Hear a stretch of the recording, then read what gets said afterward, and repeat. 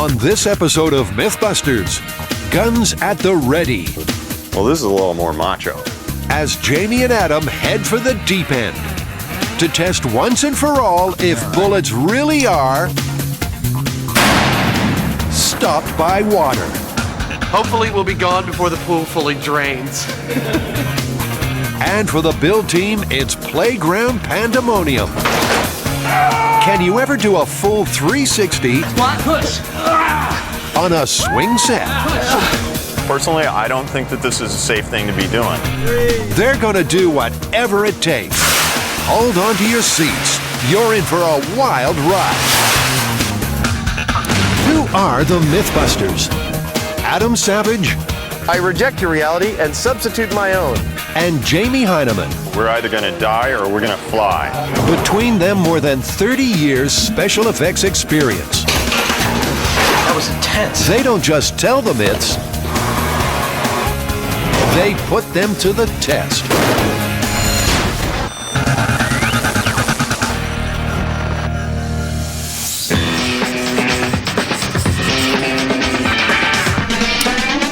Another myth where we get to fire some guns. What's this one all about? The myth is that you're being shot at, you dive underwater, the water protects you from the bullets. You know, I've seen this in countless Hollywood movies. The hero's being chased by the bad guys. He jumps off a bridge and into like a river. They all start shooting where they think he is, and he escapes totally unscathed. Well, you know, I have no doubt that the water's going to slow down and eventually stop a bullet. But what we have to test is how deep would you have to be protected by it? How deep do you have to dive to survive? The MythBusters will build a 10-foot tall acrylic tank, add some ballistics gel, fill it with water, and start shooting. They'll move the gel up and down until they learn the survival depth for each gun they fire. But before they can start building, Jamie's making the ultimate sacrifice. Would you like some chocolate? He's dismantling his trophy shelves so that they can use the acrylic to make the ballistics tank with. Both Adam and Jamie are gunning for it. The faster they build, the sooner they can unload the MythBusters arsenal. Jamie begins work on the water tank. To cope with the force of gunshots, the inch-thick acrylic is held in place by iron girders. Adam, on the other hand, is working on something smaller. I'm starting to make a plexiglass box that will hold my ballistics gel block and allow it to be adjustable within our, what do you call this? Our bullet bench model fish tank sort of thing. Also known as the ballistics tank. Adam's gel-holding box will slide into the tank where it will be raised or lowered to any given depth. And the gel? Well, believe it or not, the recipe comes courtesy of the FBI. And while the gel's setting, the tank's ready to be filled up.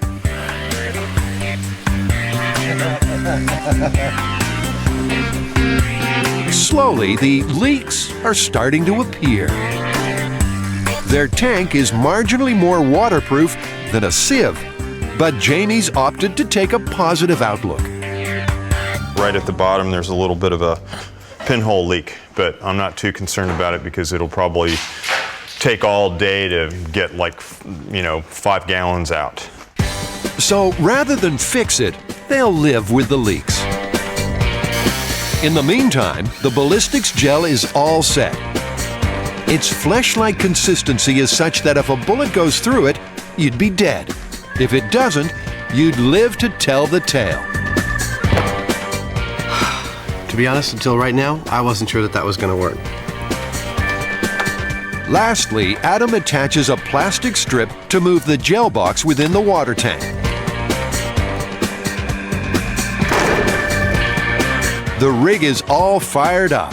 Now the team just need to work out what to shoot it with. We need to try all sorts of different guns because somebody's going to give us grief that you didn't try the blah-de-blah that has a range of 10 miles. I think we should start out with the 9mm pistol that we have. And we could do the M1 carbine. And a shotgun. And then there's the big 50, the 50 caliber rifle, which is sort of the most powerful thing that you can own. And in fact, you can't own it in California. So we'll have to borrow one. We'll have to borrow one. Well, that ought to silence most of our detractors in this one, but I expect we'll still get some complaints. Yeah, you didn't use a cannon or something. Cannons aside, Jamie goes shopping for the rest of the firepower. And he's come to the right place. They've got more guns here than a Tarantino movie. So this is like an elephant gun then. What's that fancy black one there? Well, this is a little more macho. Macho Jamie's got enough firepower to start a military coup, let alone test this watery myth.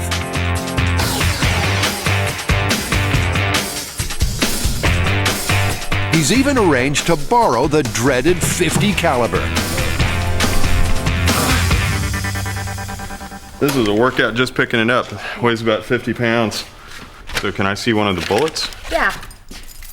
Yeah. All right, well. That's what this fires? It's smaller than my head. It's all right. Will he dare fire this mother indoors? Well, that depends on how the other guns do. And the starting gun is the smallest, the 9mm. So we're a 9mm pistol, 147 grain round, distance of 6 feet. Okay, the gun is loaded. 3, 2, 1. Interesting. So, where's the bullet? That looks like we went right through the ballistics gel, Jamie. Sure enough, the bullet, fired at 960 feet per second, went clean through the gel. This means it was a fatal hit.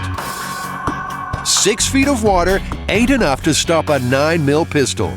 So the team lower the gel to 7 feet. Okay, this is 9mm pistol, 147 grain round at 7 feet. That's another one that went through. Shall we lower it to 8 feet? Okay, this is 9mm pistol at 8 feet. 3, 2, 1. And the result? Whoa, no, that didn't go all the way through. Jamie? Yeah. It's about half an inch under the surface of the ballistics gel. It's a non-lethal hit. 8 feet under, and you're safe from a 9mm. And for the next test, the shotgun. There's that sound. know. James Heineman is ready? So this is the 3-inch deer slug out of a shotgun. This is awkward. 3, 2, 1. It's busted the tank. And water spilling straight onto the lights. This is seriously dangerous. Luckily, the power is pulled before anyone gets electrocuted. Words out, just yank them out. The team are safe, at least for now. Jesus wept, Jamie. There's a huge crack in the front piece here. And it looks like you forced the whole side here, this corner. It's all pushed away a good 1/4 of an inch. Surprisingly, firing a pump-action shotgun inside, not a good idea. But in all the mayhem, what exactly happened to the slug? We saw the little shotgun slug sitting on top of our ballistics gel and thought, erroneously it turns out, that it hadn't punctured the ballistics gel. But in fact, we looked carefully, we can see that not only did it puncture the ballistics gel, but knocked a massive chunk, a cone-sized chunk out of the bottom of the ballistics gel. That's definitely a lethal hit. They pierced the gel, burst the tank, and maybe busted this watery myth. It's one of the great playground parables. If you try hard enough, can you get someone to swing over the top? What a trooper. Not one complaint all day. The build team is about to become king of the swings.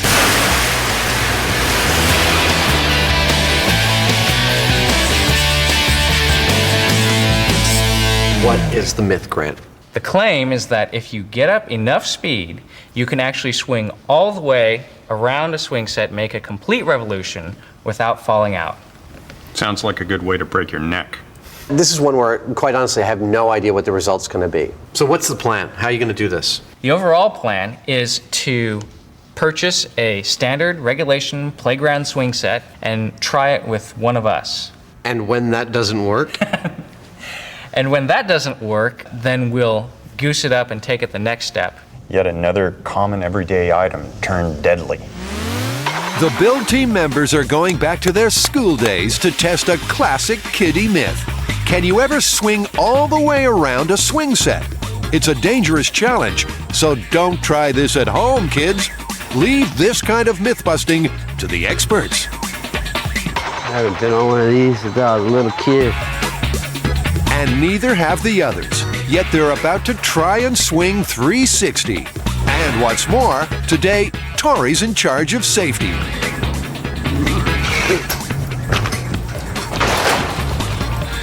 And he's already made an alarming find. Warning, this swing was designed for use by children only, not for adult use. We have 3 adults that are going to be trying this out.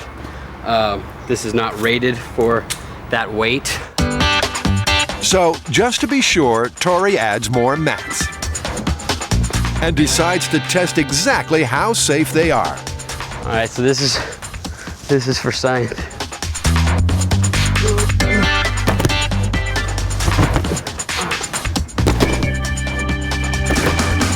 I think we need some softer pads. As Tori continues being a human crash test dummy, the others are plotting something a little more scientific.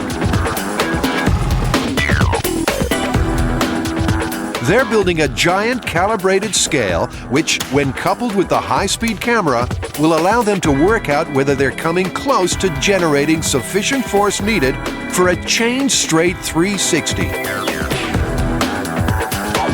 This myth is a battle between the strength of the pusher driving the swing up and the force of gravity pulling the frustrated swinger down. The pusher must propel the swing fast. Centripetal force, which depends on this velocity, maintains the circular motion. As the swing gets higher, if centripetal force is less than the force of gravity, the chains will go slack and the swinger will fall out of the sky. The high-speed camera will reveal the height at which the chains go loose and the exact velocity of the swinger. If no swingers get close, the team can use these figures to learn what it will take to go full circle. Okay, test number 1, me under my own strength. Watch out. So Carrie, you're gonna wanna swing to your maximum speed. Once you get up to that point, call out to the high-speed camera and they'll record it. Okay, I'm getting to the point where the chain's starting to get loose when I get to the top. So I'm thinking I'm at my maximum. Even at her maximum, Carrie's way off a 360. Whoa! You went total Whoa! You went I'm over above horizontal. Your swing technique is excellent. The high speed sure proves that, and it helps the team work out that Carrie reached a max height of 11 feet and swung at 23.5 feet per second. Okay, who's up next? Ready. Test number 2, Tori underneath his own strength. All right, ready? Can Safety Officer Tori launch the child swing any further around? All right.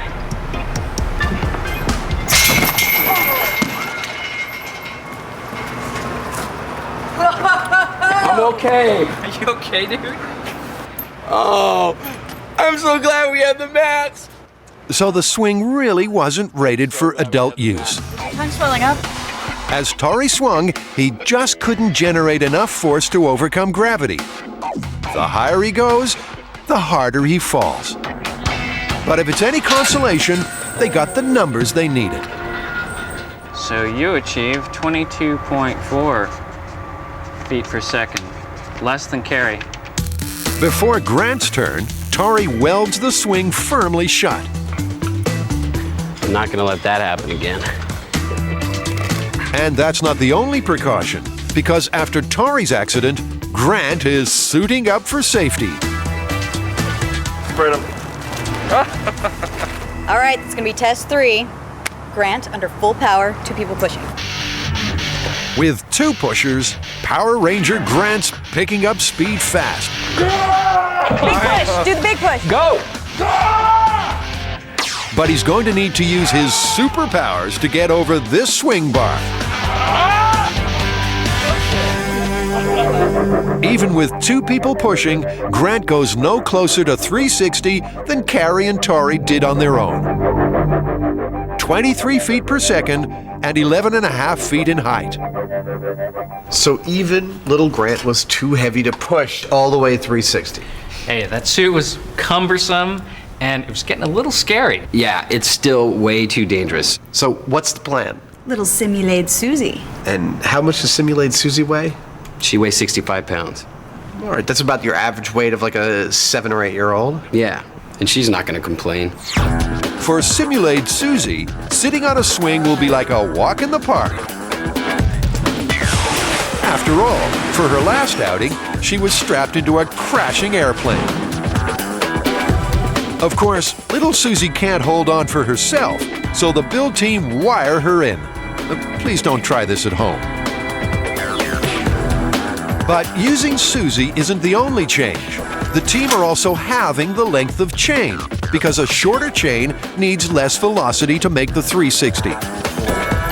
In with her. In with her And then pull out. Yeah. Lastly, they tie ropes around her so that this time they can really give it their all.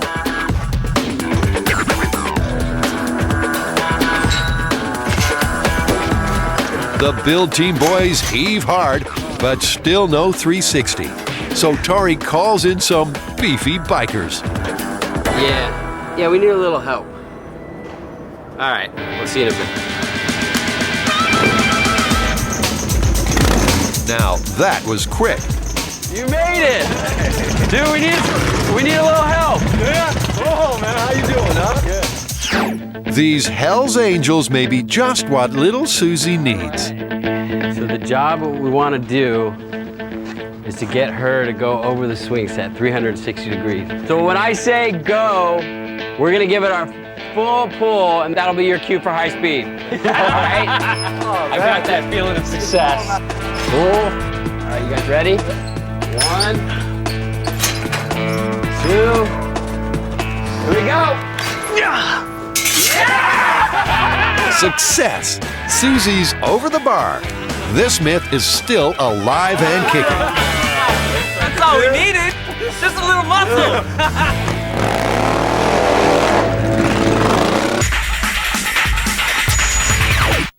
Adam and Jamie have had a shotgun setback. Does water stop bullets? Well, from a 12 gauge, absolutely not.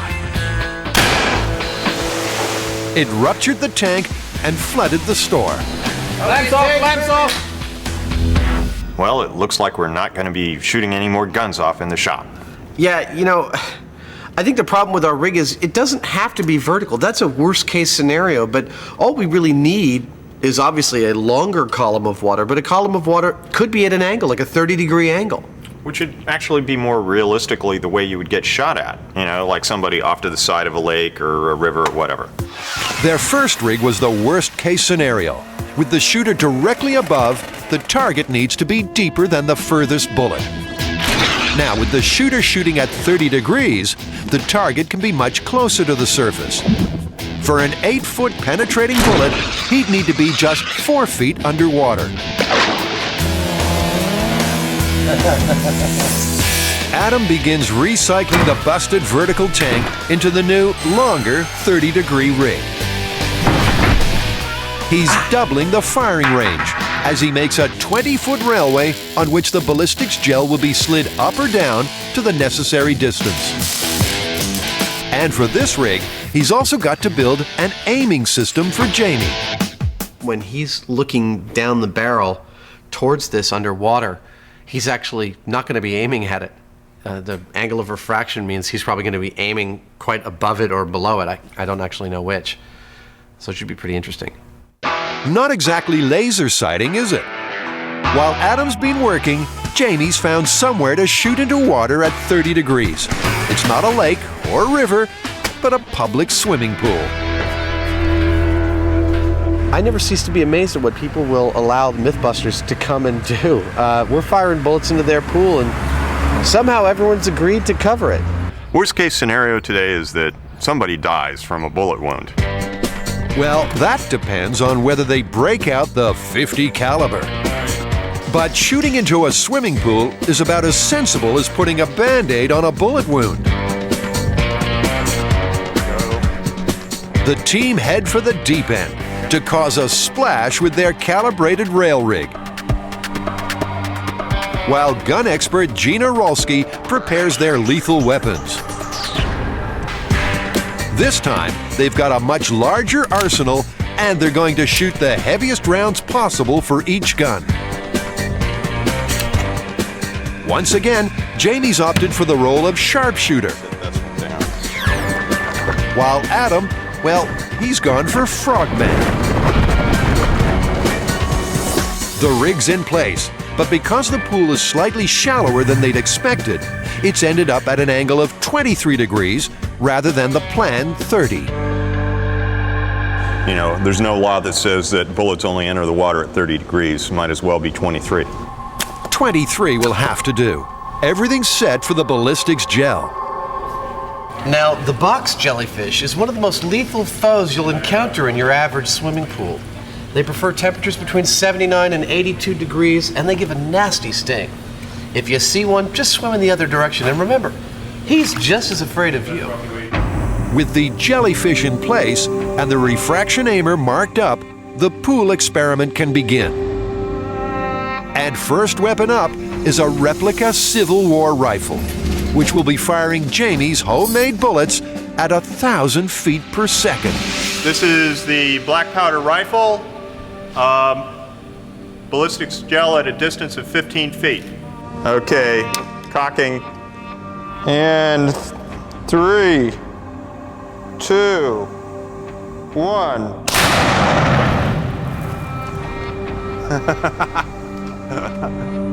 It's a bullseye on the cellophane, but where did the round end up?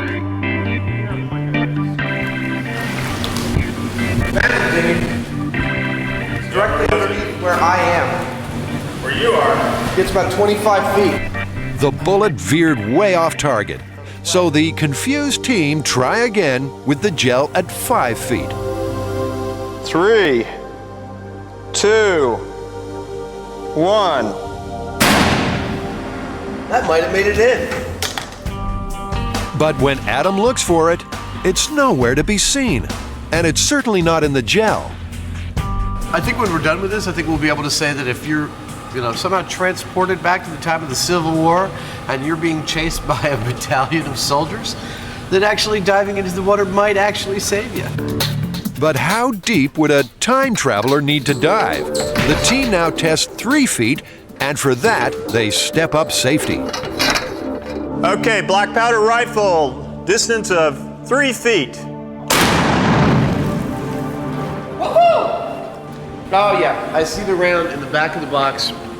That's definitely lethal at 3 feet. Dead through 3 feet, safe through 5. But with the 23-degree shooting angle, you'd actually be safe just 2 feet under the surface. So, bring on the pump-action shotgun. Okay, deer slug in the shotgun, 15 feet. It was this that split their first rig. And just like then, it's firing at 1,400 feet per second. Adam's in to inspect the ballistics gel, but there's no bullet in it. It's empty. It dropped right below me, so it expended all its energy. More at like 10 feet rather than 15 feet, so let's bring it up to 10. Okay. Same increment as before. And 3, 2, 1.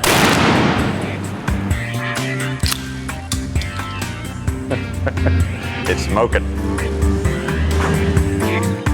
It may be smoking, but yet again the round falls short of the target, so the gel's moved up to 8 feet. 3, 2, 1. All right. Let's see what we got. Jamie's beginning to enjoy this. This time it's a hit, so the shotgun's lethal at 8 feet. With this angle, below 4 feet, and you'd be safe. And next up, it's the first of the supersonic weapons. The 223 rifle, firing at a frightening 2,500 feet per second. So this is the 223 at 10 feet. Now that was loud. Frogman Adams in to assess the damage. That was right there. Well, there's your problem. This thing just exploded. What are these, hollow points or something? No, just full metal jacket. That's the very tip of it. I mean, it's littered down there. I got up all the pieces I could. Well, Adam, let's just bring this sucker right up to the shortest distance we can do. What's that, like 3 feet? Absolutely, it's 3 feet. 3, 2, 1. Surely 3 feet can't stop that mother. The tip of the bullet was just resting at the ballistics gel. Wow, this thing's breaking up the minute it hits the water. So, you know, no wonder we can't hit the ballistics gel. So, as surprised as I am to say it, 223 myth actually confirmed. On entering the water, the supersonic 223 bullet decelerates so fast that it disintegrates into tiny black fragments, which sink slowly to the bottom of the pool.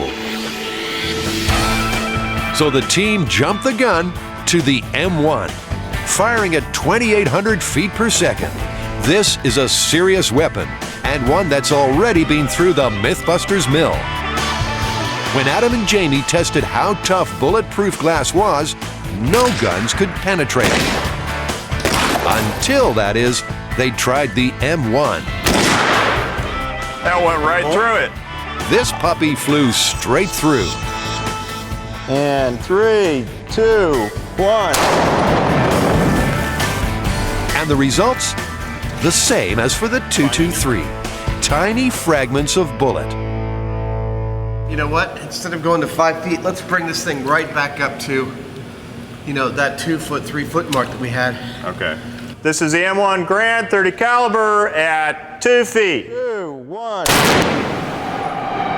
At 2 feet, the powerful M1 just pierces the ballistics gel.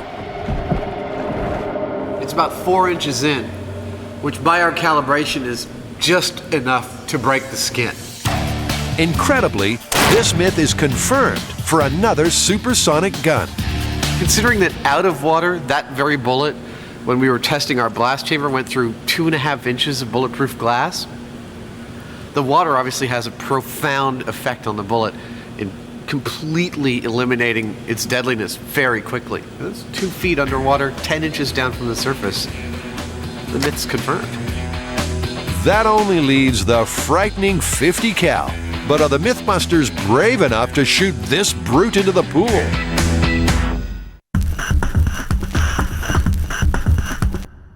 In the 360 swing myth, the awesome foursome got Susie over the top.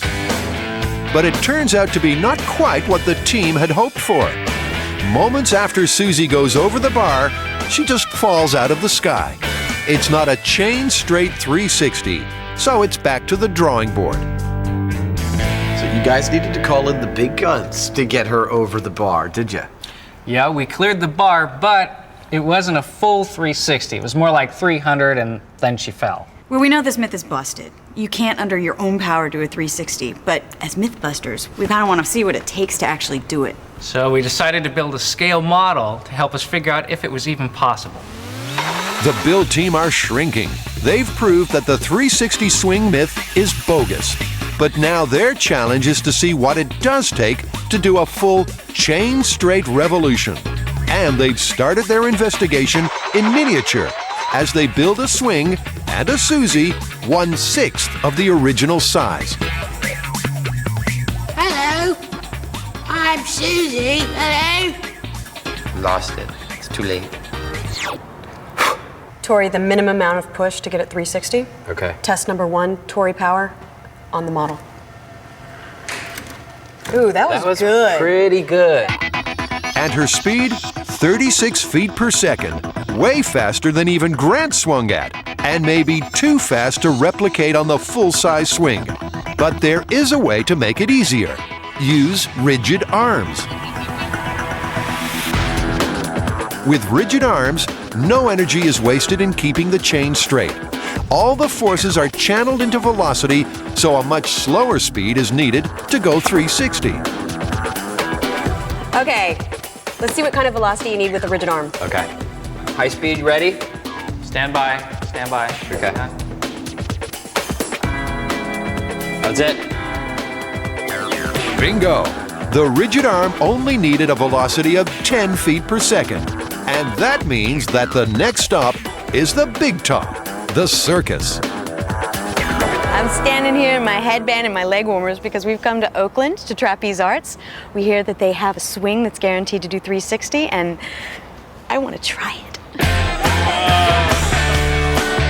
The build team have found a full-size rigid arm swing and a circus acrobat who may be able to train them to go full circle. Are you one of those kids that tried to do a 360 on the swing? I've been in the circus my whole life. I'm a 7th generation circus performer, so Wow. I really didn't have swing sets. I had Russian swings, trampolines, flying trapezes my whole life, so. Eric's clearly the man to help the build team go 360.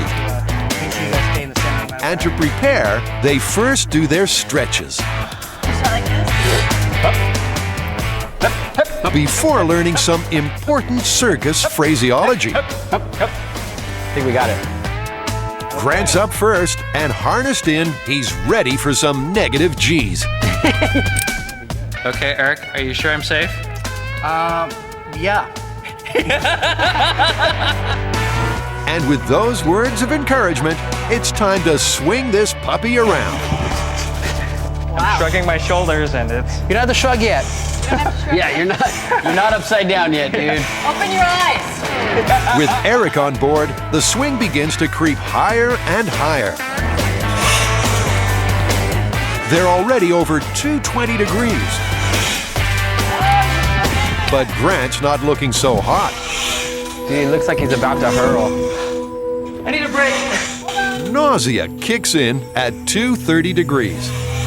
It was really, really weird when we're getting up there. I had to stop, like I was kind of grunting, but I just had to kind of stop and focus. Okay, here I come. Can Carrie do any better? She's certainly not as green as Grant. Okay, go ahead and lower your grip. Yeah! Oh my gosh, that's enough! Carrie's the highest so far, reaching 240 degrees. Can Tori make the elusive 360? It's a challenge thing. The fact that both of them didn't make it, I have to make it.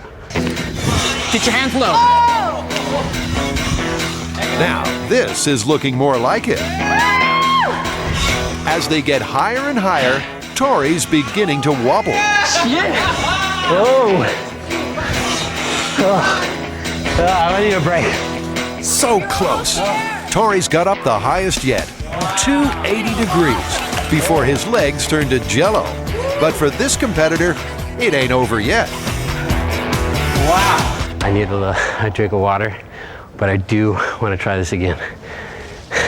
While Tori mends his muscles, Carrie and Grant make the most of their surroundings. Legs up, put the bar. Carrie has never trapezed before. Let go. Reach for the catcher. Let go. But at this rate, it won't be long before Barnum's beckons.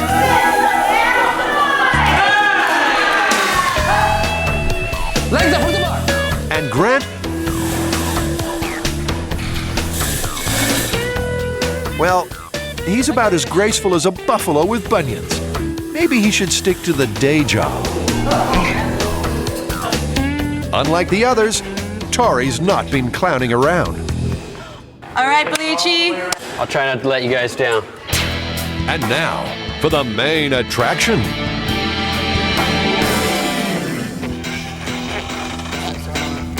And he's away. This, of course, is the easy bit. And Eric's up. Now they can really get this thing going. Already they're past Grant's best efforts. Oh, you're almost there!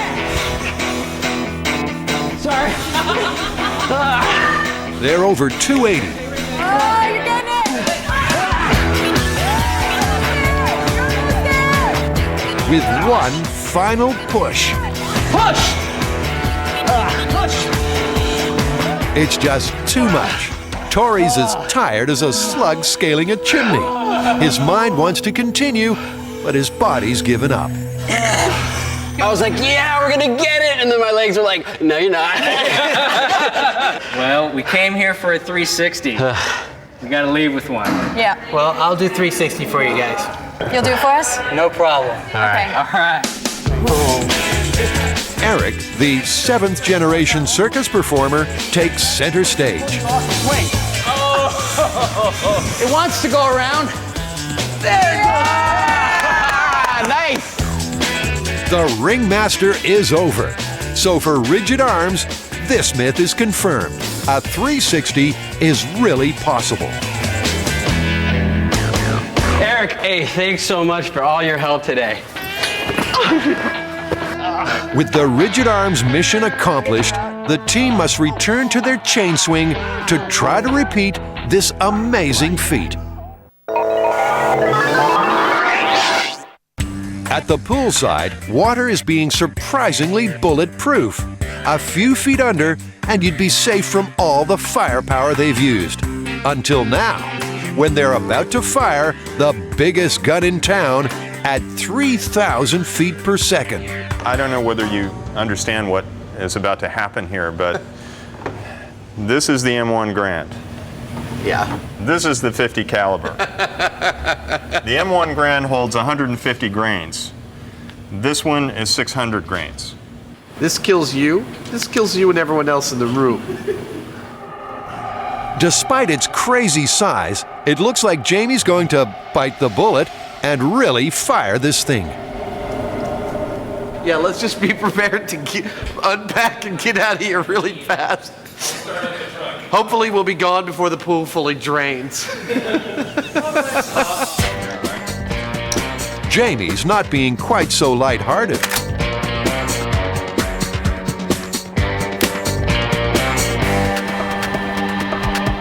So the safety's off now? I would think so, yeah. Okay.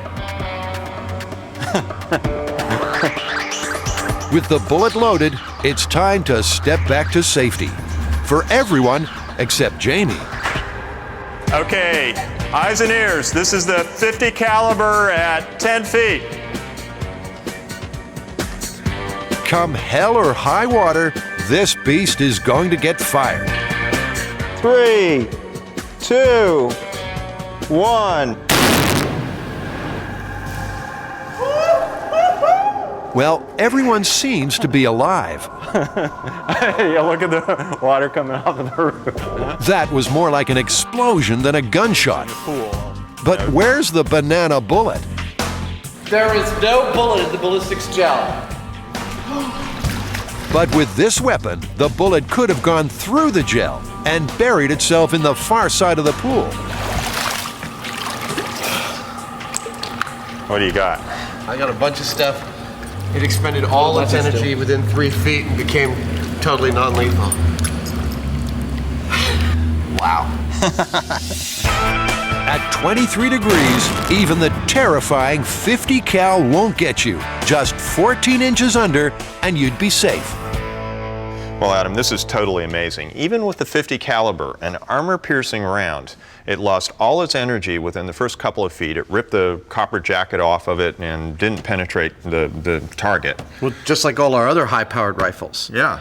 And yet, with the slower muzzle velocity weapons, like a handgun, the black powder rifle, and the shotgun, we found deeper penetration, sometimes as much as 8 feet. But at a 30-degree angle, you'd still only have to get your body under about 3 feet, which is quite achievable. Well, I guess you know what that means. Yeah, the myth is confirmed. You would be safe. Not that I'd want to try it.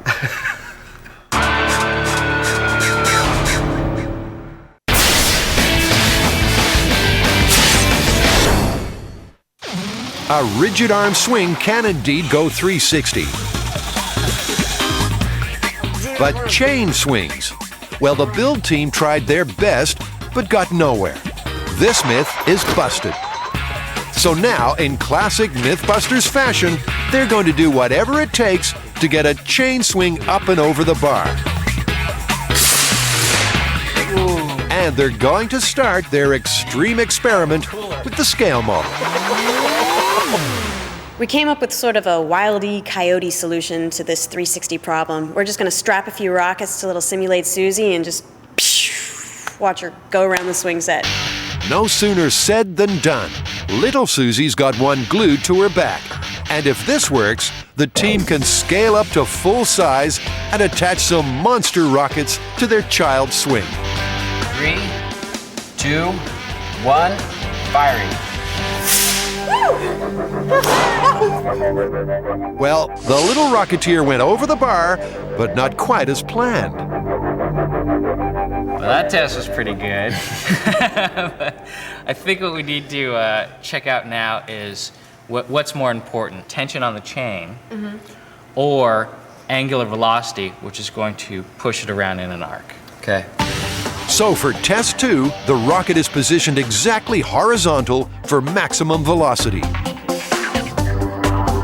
In 3, 2, 1, firing. Where's her hand, dude? Busted off. Blew her hand off? She's tough. The horizontal rocket sends Susie off into a cataclysmic spin and blows off her hand. So for the next test, the rocket is positioned vertically for max tension on the chain. In 3, 2, 1, launching. That was pretty pathetic. So the vertical rocket was pretty useless. It's going to be a combination that's needed for this myth. Something like, say, 40 degrees? So this is test number 4, rockets 40 degrees to the horizontal. All right, we're armed and launching in 3, 2, 1, fire. Yes! Yes! Beautiful. Perfect! That was great. 40 degrees was spot on. Susie goes 360 and beyond. So the next stage is to replicate this result on the full-size swing by strapping on some mammoth missiles.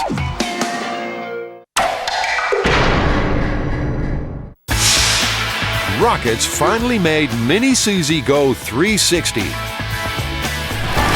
Now, at Hamilton Air Force Base, the MythBusters are about to scale things up and strap rockets onto their full-size swing to replicate this feat. Watch out, Trent. Luckily, they've got amateur rocket expert Eric Gates to help them.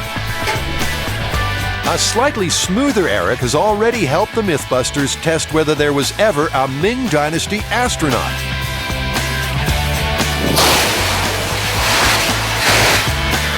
And rocket cars? Thanks to Eric, Adam and Jamie know they can go damn fast, but won't get off the ground. But this time he's got to jet simulate Susie 360 degrees round a swing set. Worst case scenario is this chair is just going to end up flipping all by itself instead of actually going in a stable direction around. That's what we have to overcome. As Eric begins wiring up the launch control, the MythBusters are doing some wiring of another kind. Something a little scary about this image. We got like kids all tied up with baling wire. Oh, come on, it's perfect family entertainment. Definitely don't do this at home. Because Susie is so much bigger than her scaled-down cousin, the team decide to attach 4 rockets. That's 400 pounds of thrust at the magic 40-degree angle. Once they're on, the igniters are put in and wired up in series. Why? If one fails, none of them go. So that's why we wire them in series. Everything's ready. Jamie's going to give the swing a starting push and then retreat to safety before Eric fires the rockets. 3, 2, 1.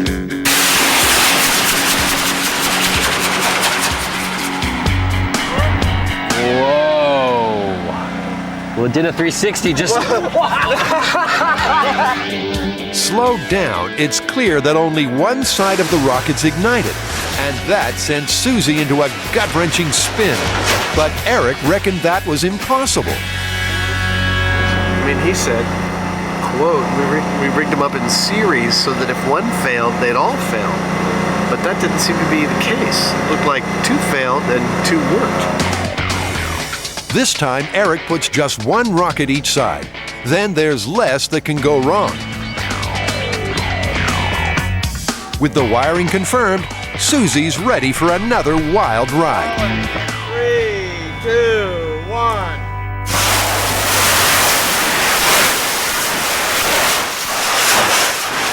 But maybe not that wild. Okay, stay put. So what went wrong this time? The high speed shows that one side fired off just before the other. It's a fraction of a second, but it's enough to throw Susie into a crazy twist.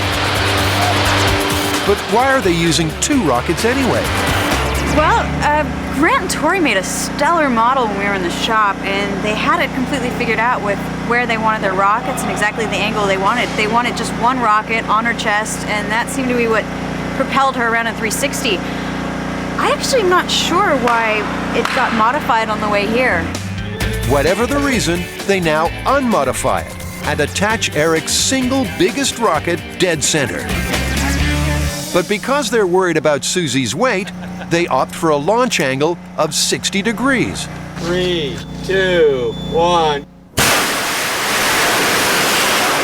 Third time unlucky, but it's not all bad news. That even though the rocket fired its full ignition, she didn't spin, she just stayed in one direction, which is ideal. That means all we need to do is probably drop the angle a bit and she'll go forward instead of being just pushed down. They drop the angle to 40 degrees. Now everything matches the scale test. While the fire marshals stand by, Jamie does a final head count. With the light fading, it's now or never for this myth. Okay, we're good.